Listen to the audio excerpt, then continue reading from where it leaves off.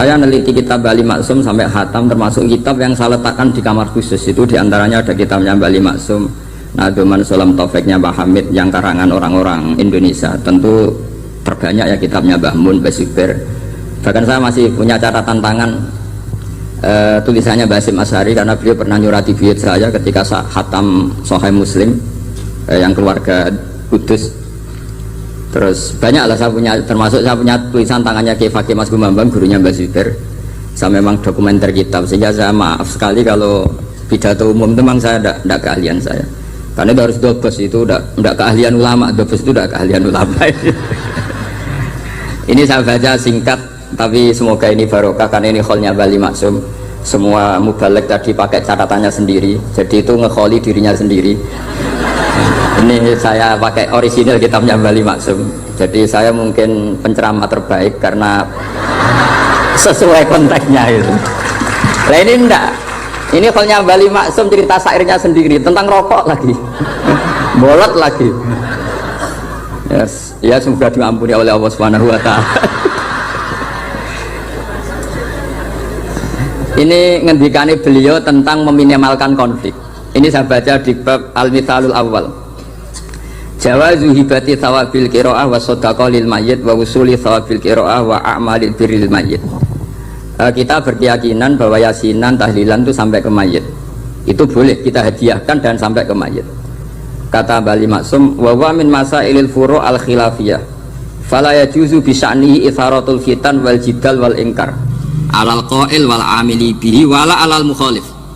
Ini dari awal masalah khilafiyah, sehingga gak perlu jadi konflik yang berkelanjutan, baik kita menuntut yang melakukan itu atau menuntut yang menentang itu, karena dari awal ini masalah furu'iyah.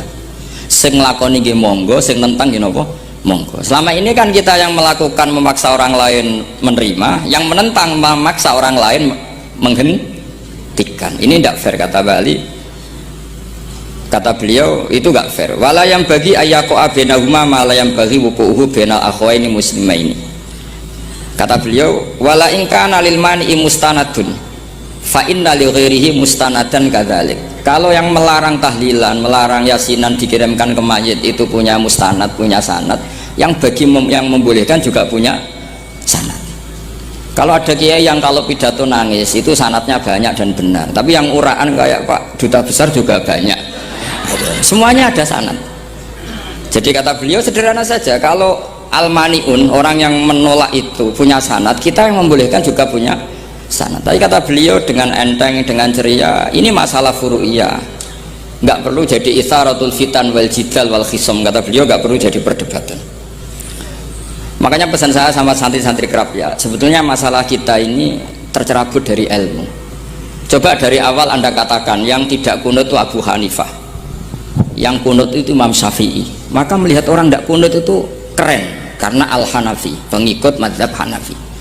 Yang kunut juga keren karena pengikut mazhab Syafi'i. Tapi kita tidak, di zaman akhir kunut dan tidak kunut ini jadi politik identitas, sehingga yang nggak kunut itu Muhammadiyah misalnya, yang kunut itu NU. Mana ada Basim Asyari sebagai mujaddid atau mujtahid yang mengharuskan kunut, atau Ahmad Dahlan yang melarang apa? Kunut. Wong dua beliau sama-sama pernah ngaji Syekh Khotib Minangkabau, pernah ngaji Mbah Mahfud ketika di Mekah. Jadi cobalah ilmu itu diperkuat sehingga kita mengatakan kunut adalah sunat menurut Imam Syafi'i, tidak sunat menurut mazhab Abu Hanifah. Sehingga enak sekali karena kita berdasar ilmu. Menyangkut sawabul qiraah atau sawabu amalil khairi, apakah sampai ke mayat apa enggak?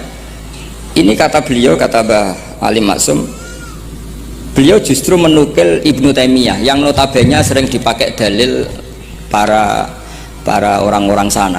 Saya tidak tahu itu orang sana, itu Pak Duta itu yang tahu itu. Itu kalau ini mirip kitab Said Muhammad. Jadi Said Muhammad itu kalau istidlal sering pakai Ibnu Taimiyah karena itu yang dipakai mereka. Tapi ternyata Ibnu Taimiyah, qala Ibnu Taimiyah innal mayyit yantafi'u bi qiraatil Qur'an kama yantafi'u bil ibadah al maliyah minas shadaqah wa nahwiha. Terus waqala Ibnu Qayyim fi kitabir ruh afdalu ma yuhda ilal mayyit as-shadaqah wal istighfar wa du'a lahu wal hajju anhu. Artinya gini, Kita sekarang ini tidak pernah kayak Bali Maksum pakai dalil jawazu ihda lil mayyit itu berdasar Ibnu Taimiyah dan Ibnul Qayyim.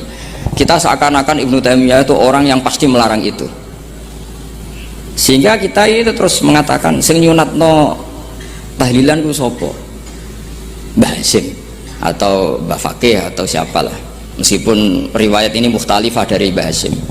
Pertanyaannya adalah terus kesannya yang membolehkan itu hanya kiai lokal itu, kiai nasional itu.